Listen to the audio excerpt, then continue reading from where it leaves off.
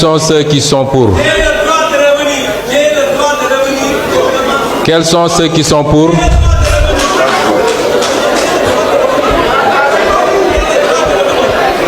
Quels sont ceux qui sont pour? Quels sont ceux qui sont contre? La question est rejetée.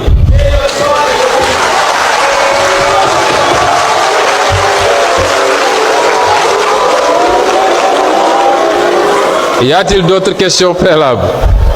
Vous avez la parole. Voilà, merci beaucoup. Il faut quand même qu'on respecte. Coupez le micro. Veuillez couper le micro. Veuillez couper le micro.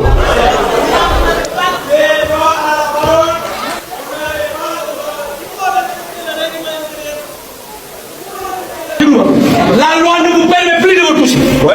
Ça, je vous le dis. Ouais.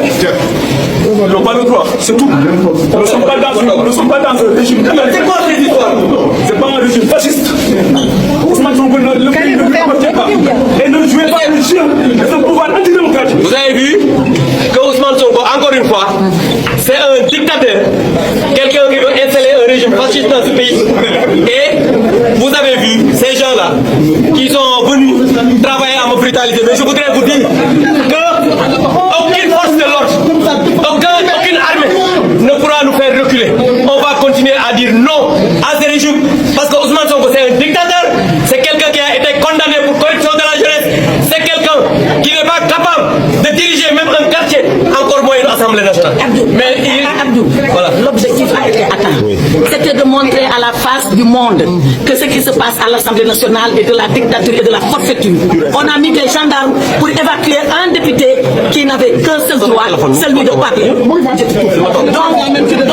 voilà ce que nous voulions démontrer à la face du monde. Et bravo Abdou qui a atteint. Écoutez-moi ces histoires. Et laissez-moi, vous n'avez pas le droit de me toucher. On fait comme ça. Vous gagnez ça, la loi ne vous permet plus de me toucher. Ouais. Ça, je vous le dis. Ouais. Ils n'ont pas le droit, c'est tout. Nous ne sommes pas dans un régime. C'est quoi ces histoires? C'est pas un régime fasciste. Ousmane Sonko, le pays ne lui appartient pas. Et ne jouez pas le chien de ce pouvoir antidémocratique. Vous avez vu que Ousmane Sonko, encore une fois, c'est un dictateur. Quelqu'un qui veut installer un régime fasciste dans ce pays. Et vous avez vu ces gens-là qui sont venus travailler à me brutaliser. Mais je voudrais vous dire que aucune force de l'ordre, aucune armée ne pourra nous faire reculer.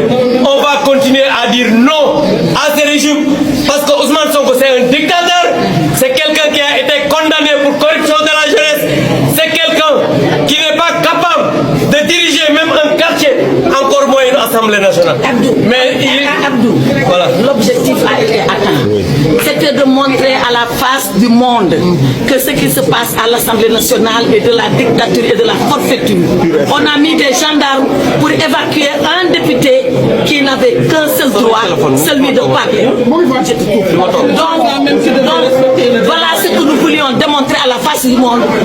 Assemblée nationale, sous tension au Sénégal, la tension est montée d'un cran à l'Assemblée nationale sénégalaise. Lors des débats parlementaires, le député de l'opposition, Abdou Mbow, a été expulsé de l'hémicycle par les forces de sécurité après un incident ayant fortement perturbé les travaux. À la suite de cette expulsion, les députés de l'opposition ont décidé de boycotter les débats, dénonçant une atteinte à leurs droits et au fonctionnement démocratique. Les réformes qui nous sont proposées aujourd'hui conduiraient à un profond déplacement du centre de gravité de nos institutions. Elles auraient pour effet de transférer une part essentielle de l'autorité politique issue de l'élection présidentielle vers une majorité parlementaire avec à sa tête un président illégitime. Une décision d'une telle portée ne peut être prise sans que le peuple sénégalais soit directement consulté. C'est pourquoi nous estimons qu'une réforme de cette importance relève naturellement du référendum, seul mécanisme permettant au peuple souverain de décider lui-même de son destin institutionnel. Honorables collègues, les décisions que nous prendrons aujourd'hui dépasseront largement le cadre de cette législature. C'est pourquoi j'en appelle solennellement à la responsabilité de chacun, au sens de l'État, à la lucidité et au patriotisme, bien que je n'attends pas ça de vous. J'en appelle également au gouvernement, afin qu'il porte fidèlement auprès du président de la République les préoccupations profondes exprimées par une partie importante de la représentation nationale et les segments les plus significatifs de la société sénégalaise qui sont en train d'être gagés par des lacrymogènes à l'extérieur. Le président de la République est, au terme de notre Constitution, le garant du fonctionnement régulier des institutions et gardien de la Constitution, Monsieur le ministre de la Justice. À ce titre, nous lui demandons d'exercer pleinement les responsabilités que lui confère sa haute charge afin de préserver l'équilibre de nos institutions, de garantir l'unité nationale et de prévenir toute fracture durable dans notre vie publique. Il s'agit de préserver l'esprit de notre Constitution, l'équilibre de nos institutions, la souveraineté du peuple et cette tradition démocratique qui a toujours fait la fierté et la singularité du Sénégal. C'est pourquoi nous invitons solennellement la majorité parlementaire, qui est mécanique, c'est vrai, à suspendre l'examen de cette réforme constitutionnelle. Il faut arrêter votre entêtement. Nous appelons au président de la République à ouvrir dans les meilleurs délais des concertations larges qui va inclure toutes les composantes de la nation. Pour notre part, notre choix est clair. Nous faisons le choix de la concertation plutôt que de la confrontation. Le choix du consensus plutôt du passage en force. Le choix de la République plutôt que ses intérêts partisans. Le choix de l'état de droit et de la démocratie et de la paix sociale. Trop de tensions ce lundi 29 juin 2026 au sein de l'Assemblée nationale sénégalaise. La famille, ce n'est pas de nouveau, mais cette fois-ci, ça a été tellement chaud entre Ousmane Sonko et ses députés opposants. Restez jusqu'à la fin de cette vidéo pour mieux découvrir les faits, ce qui s'est passé. Pourquoi cette tension ces derniers temps. Qu'il soit.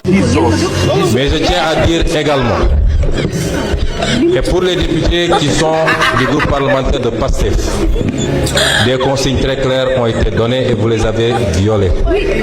Il ne relève pas à un député de régler ces questions. Le président de l'Assemblée signe une réquisition et la police de l'Assemblée fait le travail.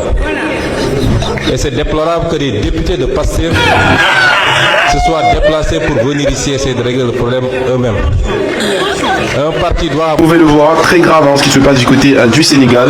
On a pleine intervention des gendarmes pour pouvoir évacuer le député Abdou Mbo de l'hémicycle. En plein, mes amis, échange. Il y a eu un échange aussi qui s'est passé entre Ousmane Sonko aussi. C'est incroyable. Qu'est-ce qui est en train de se passer du côté du Sénégal? Les gendarmes viennent et ils interpellent directement le député Abdou Mbo. C'est vraiment un truc de fou, les amis. Qu'est-ce qui est en train de se passer? On sait très bien que Ousmane Sonko a été, vous savez très bien, président désormais de l'Assemblée nationale à travers tout ce qui s'est passé au Sénégal. Et là, on tombe encore sur cette vidéo. Aujourd'hui, ça s'est passé aujourd'hui, le lundi 29, vous devez le savoir, juin 2026. Au cours, bien évidemment, d'une séance à l'Assemblée nationale, à travers une échange très tendue avec Ousmane Sonko, mes amis, et le député, vous savez très bien, Abdou Mbo a été, mes amis. Monsieur le Président, Monsieur les ministres, Maître Moussa Sarr, ministre de la Justice, et Bakary Sarr, honorables députés, Mesdames et Messieurs, la réforme constitutionnelle que nous examinons aujourd'hui ne doit pas être analysée sous le prisme des passions politiques ou des intérêts partisans. Elle mérite un débat serein, objectif et exclusivement fondé sur son contenu. Permettez-moi d'abord de rappeler un fait essentiel. Depuis l'indépendance de notre pays, le Sénégal a connu plus d'une trentaine de constitutions nouvelles ou de révisions constitutionnelles. À l'exception des constitutions de 1963 et de 2001, ainsi que des révisions constitutionnelles de 1970 et de 2016, toutes les autres modifications constitutionnelles ont été adoptées par la voie parlementaire conformément à la Constitution. La révision constitutionnelle par voie parlementaire n'est donc ni une exception ni une anomalie. Elle constitue un mécanisme normal permettant d'adapter nos institutions aux évolutions de notre société et aux exigences de notre démocratie. Ensuite, Cette réforme n'est pas improvisée. Elle traduit des engagements que PASTEF porte depuis plus d'une douzaine d'années et s'inspire de recommandations ici des Assises nationales, de la... Le petit Sonko là, amul kenn koo xam ne amul kenn laa la wax koo xam ne da nga dépendre ci moom sa doxalin nekk doxalin bu rafet parce qu'ils sont mal formés amuñu benn vécu amuñu niveau aucun encadrement politique ñëw rek nga soobu dugg ci foog ne nag fëgg sa dënn wax ci saaga laal magistrat saaga kilifa diine jël kaddu wax lu ñaaw aux policiers aux gendarmes aux magistrats mooy politique. C'est quoi ce politique là na dem am na soxla xam nga avant-hier gis naa ko convocation bi jour boobu dafa sensi trop door cravate def costume parce que dafa dem di seeti ku mu koo xam ne daf ko fan da ngay xam ne lii. Des consignes très claires ont été données et vous les avez violées. Il ne relève pas à un député de régler ces questions. Le président de l'Assemblée signe une réquisition et la police de l'Assemblée fait le travail. Et c'est déplorable que des députés de PASTEF se soient déplacés pour venir ici essayer de régler le problème eux-mêmes. Un parti doit avoir une discipline et on avait donné des instructions très claires. Nous poursuivons donc les débats. La parole est à l'honorable député Guy Marius Sagna. Et c'est passible de peine de prison. Je pèse bien mes mots parce que je suis très sérieux et très sincère dans ce que je fais pour mon pays. On n'a pas le droit de modifier des textes et de l'envoyer au président de la République pour promulgation. Ça, c'est du faux en écriture publique. Et c'est puni par le code pénal. Et c'est dommage que cela puisse arriver sous le régime de PASTEF. 80 jeunes ont été tués pour venir au pouvoir pour faire ça. Pour faire du faux en écriture publique, du faux et usage de faux en public et de mentir devant le public. Allez-y, je demande à tous les Sénégalais d'aller regarder la séance sur le vote de la loi sur l'OFNAC et le vote de la loi sur la modification de L29, L30 pour voir est-ce que les modifications, les amendements dont Aïb a fait parler, est-ce qu'ils ont été adoptés en plénière. C'est faux. Et ce qui est honteux, c'est qu'on l'a fait en public devant tous les Sénégalais. Et l'histoire retiendra. Vous dites qu'il est adif. Cette loi-là ne peut pas être promulguée. Ce n'est pas possible. Quiconque promulgue cela aura promulgué du faux. Cette loi ne peut pas être promulguée. C'est du faux. Ça n'a pas été délibéré par l'Assemblée nationale. Et toute loi qui n'a pas été délibérée par l'Assemblée nationale ne peut faire l'objet d'une seconde délibération. Et c'est ça la vérité historique. Maintenant que des gens insultent ou disent n'importe quoi, en accusant les gens, ça je laisse ça avec eux. Mais ce qui est sûr et certain, je demeure convaincu et je réitère mes propos. C'est un faux texte qui a été amené ici aujourd'hui à l'Assemblée nationale et sur lequel nous avons débattu et qu'on a adopté aujourd'hui pour dire que c'est le texte sur lequel on devait délibérer. Ce n'est pas le bon texte et je réaffirme cela. Alors une question, honorable député, il se dit que le président de la République, s'il ne promulgue pas, le président de l'Assemblée nationale a la possibilité de le faire. Le cas échéant, à quoi peut-on s'attendre? Si le président de l'Assemblée nationale le fait, si le président de la République le fait, ils auront voté, ils auront promulgué un faux texte. Je pèse bien mes mots, c'est un faux texte, ça ne peut pas être délibéré parce que la seconde délibération est organisée par la Constitution et notre règlement intérieur. On ne peut pas travailler sur un autre texte que celui que le président nous a envoyé. Et celui que le président nous a envoyé, c'est un faux texte parce que moi-même, je suis allé demander ça, on m'a donné ça, je suis revenu, on m'a dit que c'est un mauvais texte. Le PASTEF de rejoindre leur place.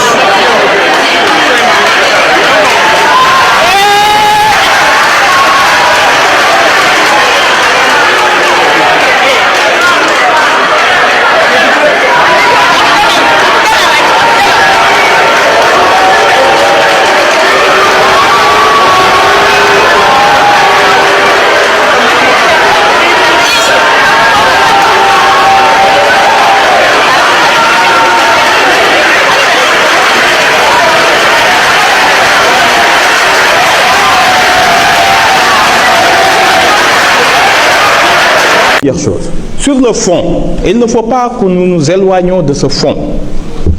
Cette nouvelle révision constitutionnelle nous dit d'abord une chose essentielle par rapport aux événements politiques, par rapport aux violations graves des droits de l'homme. Il nous dit qu'il n'y a plus besoin de voter de loi d'amnistie ou des droits de grâce pour que ceux qui ont commis des violations graves des droits de l'homme exercer contre des citoyens qui manifestent le droit politique, qui manifestent le droit souverain, qu'aucune autorité politique ne puisse échapper à la justice de son pays parce qu'il y aura voté une loi d'amnistie ou des droits de grâce.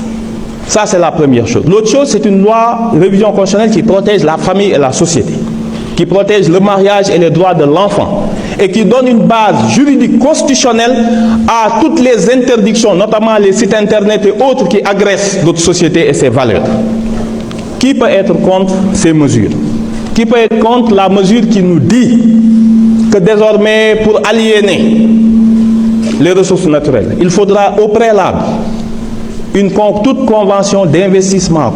Pastef baaxul ci réew mi baaxuñu ci réew mi baaxuñu ci démocratie depuis 2 ans, bilan zéro. Il a été renvoyé de la primature par insuffisance de résultats et aujourd'hui il se retrouve à... Jamais de surprendre la population dans ses sorties, dans ses discours, la famille. Restez jusqu'à la fin de cette vidéo pour découvrir la nouvelle conférence de presse de son Excellence président de l'Assemblée nationale, président du PASTEF. Un homme entre dans la salle. L'hémicycle retient son souffle. Cet homme, il y a quelques semaines encore, dirigeait le gouvernement du Sénégal en tant que Premier ministre. Aujourd'hui, il s'installe dans un autre fauteuil, celui qui domine l'Assemblée nationale. Et sa première phrase ne ressemble à aucun discours d'investiture que ce pays ait jamais entendu. Pas de formule creuse, pas de remerciements protocolaires à rallonge. Non. Il commence par poser une question qui va déchirer le silence comme un coup de tonnerre. Au nom de quoi gouverne-t-on? Voilà la question. Elle flotte dans l'air de l'hémicycle. Elle s'adresse à tous les élus présents, à la secrétaire d'État qui expédie les affaires courantes, aux diplomates, aux journalistes, au peuple sénégalais entier. Et pour qui connaît le parcours de cet homme, cette question n'est pas rhétorique.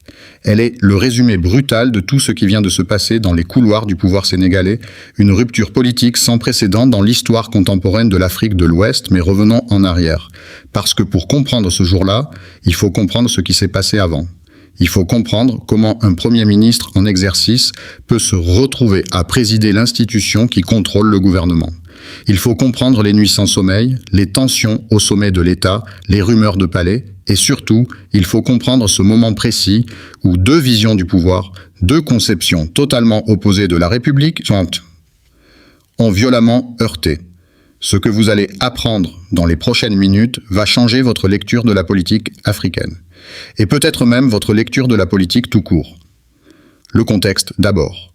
Le Sénégal sort des législatives du 17 novembre 2024 avec une configuration inédite.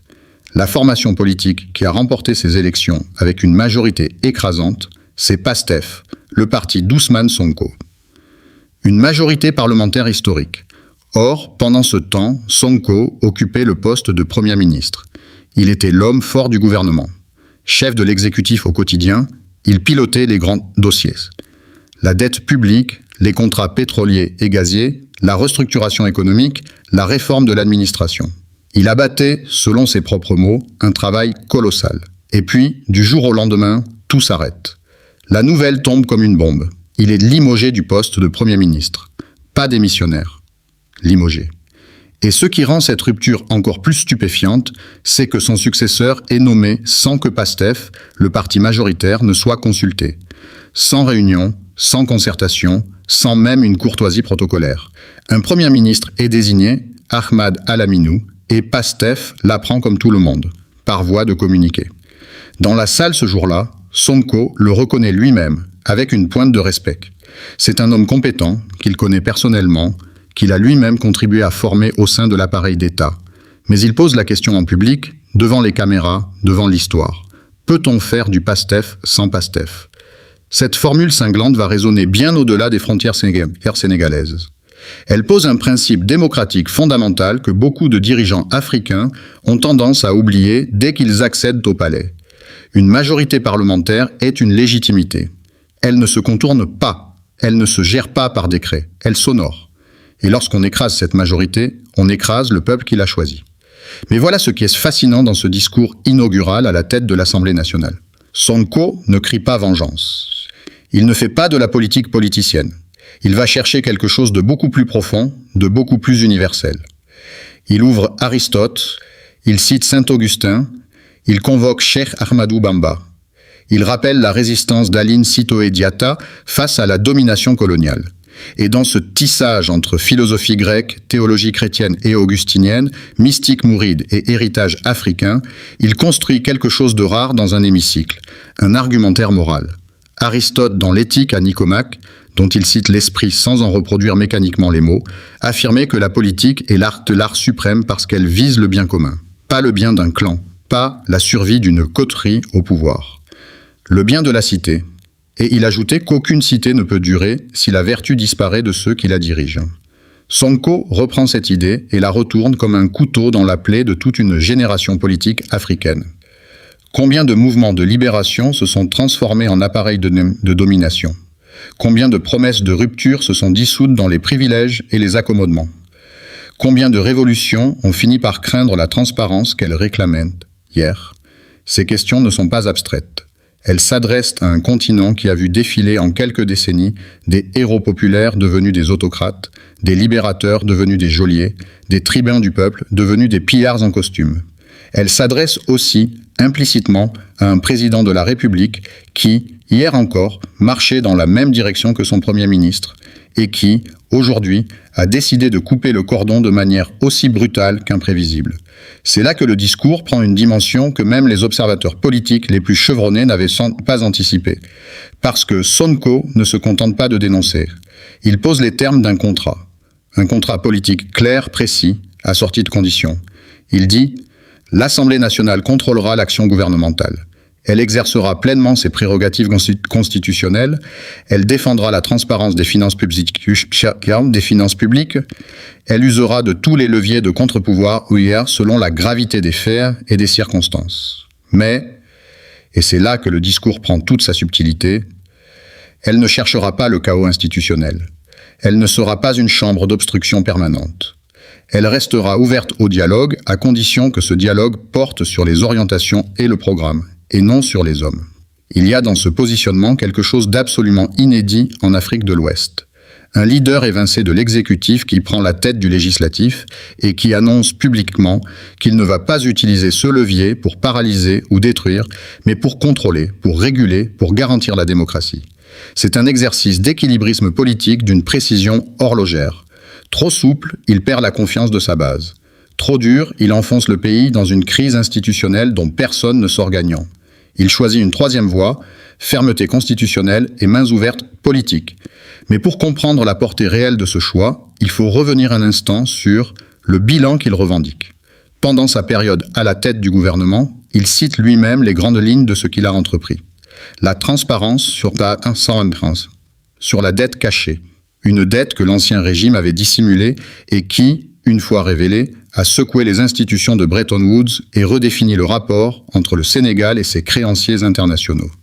La renégociation des contrats pétroliers et gaziers, une bataille de titans menée contre des multinationales habituées à traiter les États africains comme des sous-traitants dociles.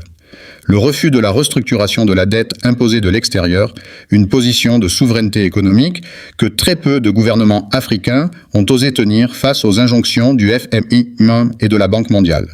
La moralisation de la vie publique, la lutte contre la corruption, la réduction du train de vie de l'État et aussi une loi controversée, la loi contre l'homosexualité, qui divise les avis bien au-delà des frontières sénégalaises, mais qui reflète pour lui la protection des valeurs et de la société telle que la majorité sénégalaise les conçoit.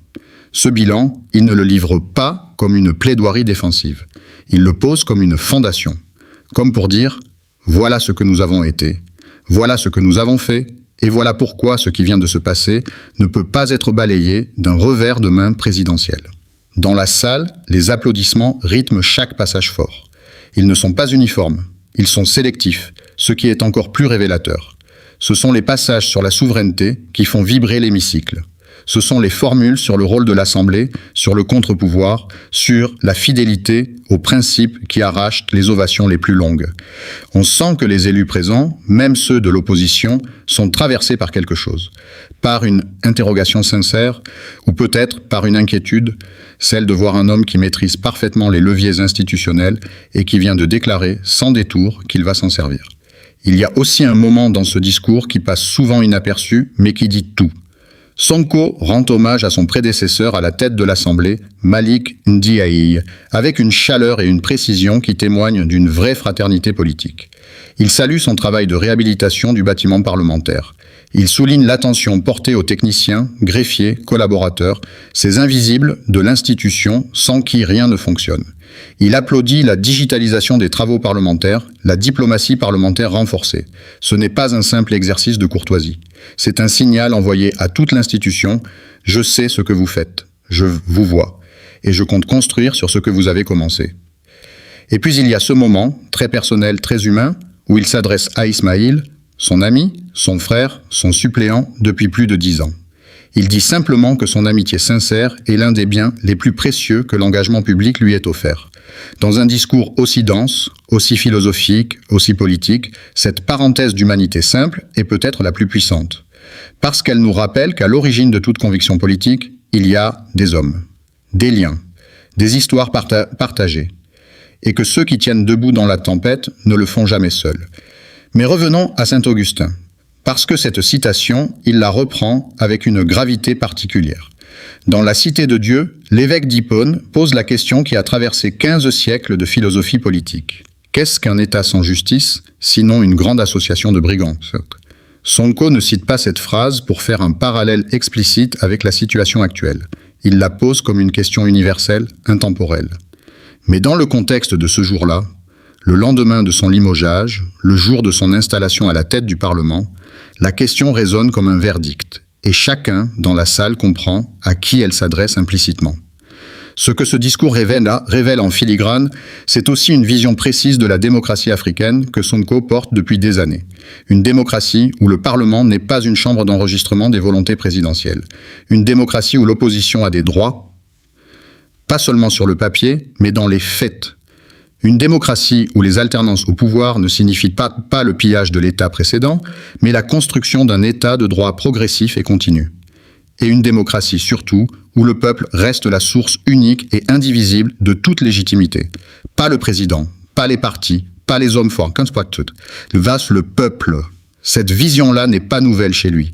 Il la défend depuis 2017, depuis 2022, depuis 2024. Il renvoie explicitement à ses discours passés, à ses déclarations lors des campagnes législatives successives, à ses interviews dans les médias sénégalais. Il établit une ligne de cohérence qui est aussi une ligne de défense. Je n'improvise pas. Je ne réagis pas sous le coup de l'émotion. Ce que je dis aujourd'hui, je le disais à Zaïs avant d'avoir le pouvoir, et je le dirai encore si je venais à le perdre. C'est ce qui le distingue peut-être le plus des autres acteurs politiques de sa génération sur le continent. Non pas sa radicalité, il y en a d'autres, non pas sa popularité, elle est réelle mais fragile comme toute popularité, mais cette capacité à construire une cohérence doctrinale qui traverse les fonctions et résiste au retournement de fortune. C'est une forme de discipline intellectuelle que la politique africaine réclame depuis longtemps et obtient rarement. Et puis, ce jour-là, il dit quelque chose qui va rester dans les mémoires. Certains croyaient que le limogéage d'un Premier ministre signifiait sa disparition politique. Dans une démocratie véritable, aucune fonction n'épuise la légitimité populaire. Ce n'est pas une fanfaronnade. C'est un rappel constitutionnel. Le peuple sénégalais a voté massivement pour PASTEF le 17 novembre 2024. Ce vote ne s'annule pas par un décret présidentiel. Il s'exprime maintenant à travers l'Assemblée nationale. Et l'Assemblée nationale, comme il le dit, avec une clarté absolue, contrôlera. La question qui s'impose alors, et que vous vous posez peut-être en ce moment même, c'est: que va-t-il se passer maintenant? L'Assemblée nationale va-t-elle vraiment exercer ce contre-pouvoir annoncé? Va-t-elle voter des motions de censure? Va-t-elle bloquer le budget? Va-t-elle convoquer des ministres à la barre? Et surtout, est-ce que cette tension entre l'exécutif présidentiel et le législatif pacifiste va dégénérer en crise constitutionnelle ou va-t-elle au contraire produire quelque chose d'inattendu, une démocratie sénégalaise plus robuste, plus équilibrée, plus représentative du peuple qu'elle prétend servir? Pour comprendre vers laquelle de ces deux directions le Sénégal se dirige, il faut regarder de plus près les 4 grandes questions que Sonko pose publiquement à l'exécutif. Ces 4 questions ne sont pas rhétoriques. Elles sont des lignes rouges, des seuils en dessous desquels le dialogue politique devient impossible. Et elles concernent des sujets qui touchent directement la vie de millions de Sénégalais. La restructuration de la dette, le maintien du pouvoir d'achat, La question monétaire, c'est-à-dire, en clair, l'avenir du franc CFA et du rapport monétaire avec la France et la zone UEMOA. Et enfin, d'autres questions liées à la gestion de la justice et aux grands équilibres sociaux. Ce sont des bombes à retardement, des sujets sur lesquels le Sénégal ne peut pas se permettre de tergiverser indéfiniment. Parce que derrière ces abstractions économiques, il y a des familles qui n'arrivent plus à payer leur loyer, des commerçants qui voient leurs marges s'éroder, des fonctionnaires dont les salaires réels stagnent pendant que l'inflation galope. Et si l'Assemblée nationale décide de mettre la pression sur ces dossiers précis, elle dispose, pour la première fois dans l'histoire récente du Sénégal, des outils constitutionnels pour le faire. C'est là que nous nous arrêtons pour l'instant. Parce que la suite, ce que l'Assemblée nationale va concrètement mettre en œuvre, comment le gouvernement va répondre, et surtout comment cette configuration inédite va remodeler le visage politique du Sénégal pour les années à venir, c'est précisément ce que nous allons décortiquer dans la deuxième partie. Et ce que vous allez découvrir va dépasser toutes vos attentes. 29 juin, 13h46. Olavib. 4 questions. 4 bombes posées en plein milieu d'un hémicycle, et un homme debout face à un Parlement qui vient de lui accorder sa confiance, face à un exécutif qui vient de lui retirer la sienne, et face à un peuple qui attend de voir si les mots seront suivis d'actes. Ce moment-là n'est pas une crise ordinaire. C'est peut-être l'un des tournants les plus décisifs de l'histoire démocratique de l'Afrique de l'Ouest depuis les grandes alternances du début des années 2000. Reprenons là où nous en étions. Sonko a posé ses conditions. Il a dessiné les contours d'un contre-pouvoir légitimement exercé. Il a refusé le chaos, mais revendiqué le contrôle.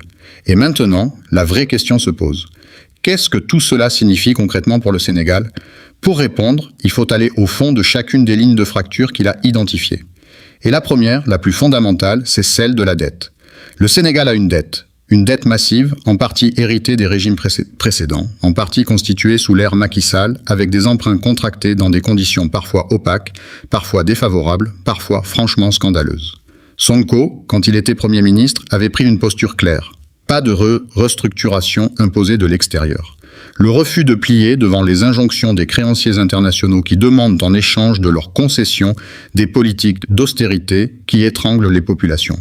C'est une position courageuse. C'est aussi une position risquée parce qu'elle suppose d'avoir des alternatives, des nouvelles sources de financement, des partenariats diversifiés, une politique fiscale interne suffisamment robuste pour réduire la dépendance aux emprunts extérieurs. Le nouveau gouvernement, lui, n'a pas encore montré ses cartes. Mais Sonko dit qu'il y a des divergences entre lui et le nouveau Premier ministre Ahmad Al-Aminou, notamment sur cette question monétaire et sur la gestion de la dette. Ces divergences ne sont pas de simples nuances.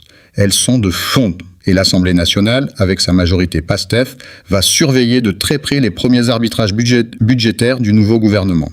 Si les choix faits divergent trop des engagements de campagne, les leviers constitutionnels sont là, questions au gouvernement, commission d'enquête, audition de ministres, vote du budget ligne par ligne.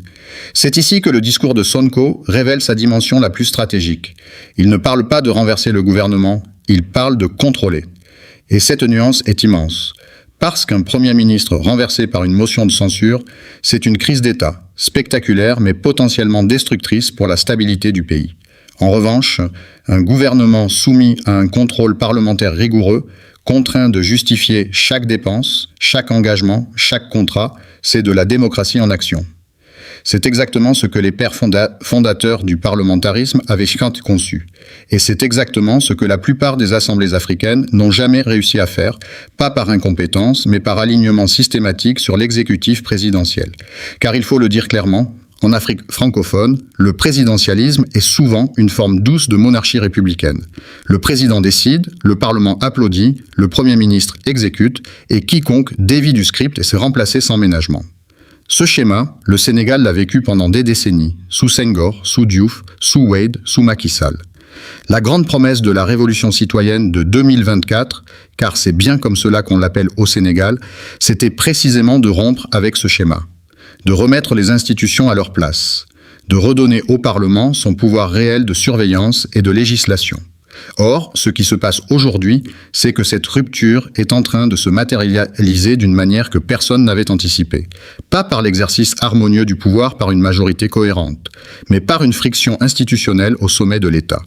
Et dans cette friction, l'Assemblée nationale, au lieu d'être écrasée comme cela arrive si souvent, se retrouve au contraire renforcé, doté d'une légitimité et d'une volonté politique que peu de parlements africains ont jamais eues.